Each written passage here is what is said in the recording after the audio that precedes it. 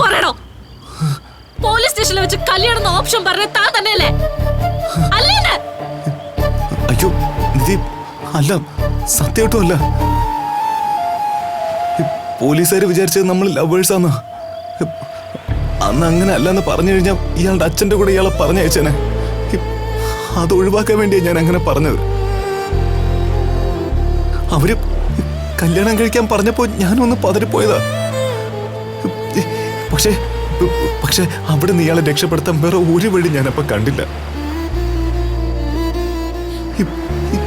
എനിക്ക് ഇയാളെ ഒരുപാട് ഇഷ്ടമെന്നുള്ളത് സത്യനിധി. പക്ഷെ സത്യമായിട്ടും അതിനു വേണ്ടി അങ്ങനെ ഒരു കല്യാണം നടത്തണമെന്ന് ഞാൻ വിചാരിച്ചിട്ടില്ല. ആ സമയത്ത് ഞാൻ മനഃപൂർവ്വം ആധാർ കാർഡ് കൊടുത്തതല്ലടോ.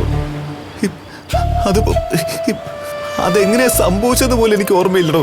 അതാണ് സത്യം.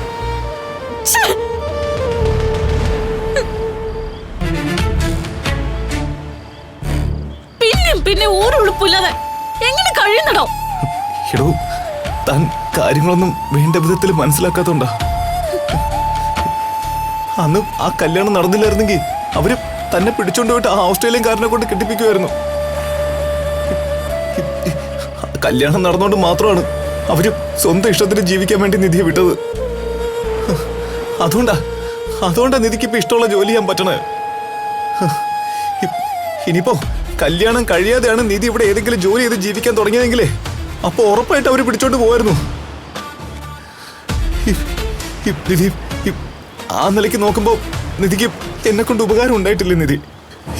വെറുതെ ഒരു കുറ്റവാളിയാക്കി സംസാരിക്കരുത് ഏട്ടാ. താൻ കുറ്റവാളി തന്നെയാണോ? സ്വന്തം തെറ്റുകളെ ന്യായീകരിക്കാൻ എന്ത് നുണയും പറയുന്ന കുറ്റവാളി. എന്നോട് താൻ പറഞ്ഞതെല്ലാം നുണയാ. തന്നെ പറ്റി, തന്റെ കുടുംബത്തെ പറ്റി, വീടിനെ പറ്റി, അങ്ങനെ എന്നോട് നിങ്ങൾ പറഞ്ഞതെല്ലാം നുണയായിരുന്നു. എന്നിട്ടിപ്പോ എനിക്കെല്ലാം മനസ്സിലായിട്ടും വീണ്ടും മുഖത്ത് നോക്കി നുണ പറയാൻ ഓരോ എളുപ്പമില്ലാത്ത ഗജ ഫ്രോഡാ താൻ. താനീ വഞ്ചകൻ. തന്റെ അടുക്കൽ നിൽക്കുന്ന പോലെ എനിക്ക് നടക്കണം. താനെ എനിക്ക് പ്രപ്പോസൽ ഇട്ട് വരുന്നത്. ഇങ്ങനെ നോക്കെടുത്ത നുണ പറയുന്ന താനൊക്കെ ഒരു ആണാണോ? തന്നെ ഞാൻ പ്രേമിക്കണം പോലും. നിങ്ങളോട് അല്പമെങ്കിലും ഉണ്ടായിരുന്ന അടുപ്പം ഇതോടെ ഇല്ലാതായി.